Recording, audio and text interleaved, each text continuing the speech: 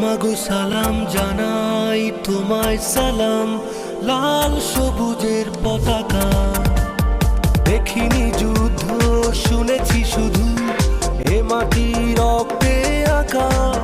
মাগো সালাম জানাই তোমায় সালাম, লাল সবুজের পতাকা।